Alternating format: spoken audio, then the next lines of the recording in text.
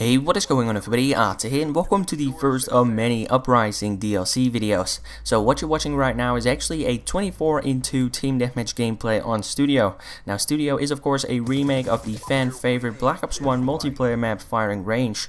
Now right now I can tell you that they only changed the visual. I mean, they also changed a couple of walls. I think they changed 2 or 3 walls. They actually made a couple of walls longer, a couple of walls shorter, just to kind of like change a few lines of sight. Other than that, the map is exactly the same, and right now if it actually pops up in the rotation, literally every single person in the lobby is going to vote for this map. I think that when we actually played this map, about 11 out of 12 people actually voted for this map, and nobody voted for the other one, which was I think Magma. It could have been Vertigo, I'm not entirely sure.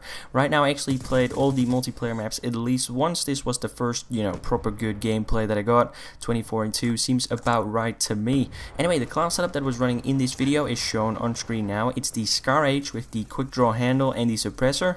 My wildcards are first off perk 1 greed, allowing me to have a second perk 1, and also perk 2 greed, allowing me to have a second perk 2. My 2 first perks are Ghost and Hardline, my 2 second perks are Toughness and Scavenger, and my 3rd perk is Tactical Mask. Now this has to be my go-to class setup. For those of you that haven't watched any of my other videos, you probably won't know that I use this class setup very regularly.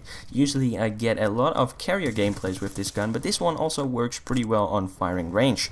Now the reason why I went for an assault rifle over the SMGs is because most of the walls on Studio are actually made out of thin sheet metal or either thin wood, so they are really easy to penetrate with an assault rifle, especially an assault rifle like the Scar H, because this thing has a 40 damage, meaning you will kill someone in 3 shots up close, and most of the ranges on Firing Range simply aren't long enough to actually get a 4-hit kill, so this gun is especially great for this map. Anyway, the suppressor and the Ghost combination will make sure that you do not show up on the minimap when you're either shooting or when you're on the move. Hardline will allow you to get your score streaks a little bit faster. Now in this gameplay I was actually running the UAV, the Hellstorm missile and the Lightning Strike, which is a little bit lower than my usual score streak setup of the UAV, the Lightning Strike and the Stealth Chopper.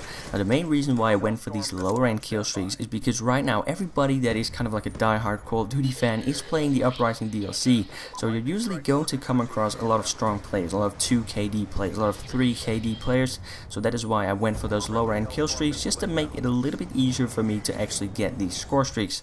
Anyway, next up we have the Toughness perk. Now Toughness makes sure that you do not flinch off of target when you're in a gunfight, when you're being shot at for that matter. Now Toughness is probably the best perk in Black Ops 2, or at least I feel like it is the best perk in Black Ops 2 because it literally helps you out in any game, it literally helps you out in any gunfight, so that is why I use that about 95% of the time. Then Scavenger, just to make sure that I do not have to pick up another weapon. I hate picking up another weapon. The main reason for this being is because when you're picking up a weapon you won't know whether this guy is actually good at making class setups, whether he has a solid gun setup, or whether this guy is using a pretty bad gun with a pretty bad setup. So that is why I run Scavenger quite a bit, and then last but not least Tactical Mask, just to protect me against those tactical equipment such as shock charges, flashbangs and stun grenades. Anyway, if you're using an assault rifle on this map, you want to make sure that you stick to the power positions. One of those power positions is where I'm at right now, this little castle building, and then on the other side there's also a barn. Now I'm not sure if it's actually a barn or whether it's like a pub or something like that. I really don't know. I think it's a barn, but that is also a power position on this map, and if you're using an assault rifle you want to make sure you make the most out of those spots. Now if you're the type of player that usually tends to rush around with either an SMG or even a shotgun for that matter, then I would first recommend you to use the UAV. Now the reason why I would recommend you to use the UAV is because the UAV is simply going to help you win a lot more gunfights, because you can tell whether an enemy is going to pop up in a second or whether he's still going to stick to where he is right now. Now the reason why this is going to be helping you out a ton is because the SMGs and the shotguns are of course meant to be used at close range, and in terms of close range engagements reaction time becomes a huge factor, so the UAV will help you with that. And I would also recommend you to stick to the outsides, because literally if you run through the middle with either an MSMC or with a shotgun for that matter, you're simply going to get picked off by anyone that is using an assault rifle or an LMG. Anyway guys, that was it for this video, that was it for the Studio gameplay. Now later today I will also be posting some gameplay on all of the other new multiplayer maps, which are Vertigo, Encore and Magma. So if you're interested in checking out some more DLC content, then be sure to head back to my channel later today.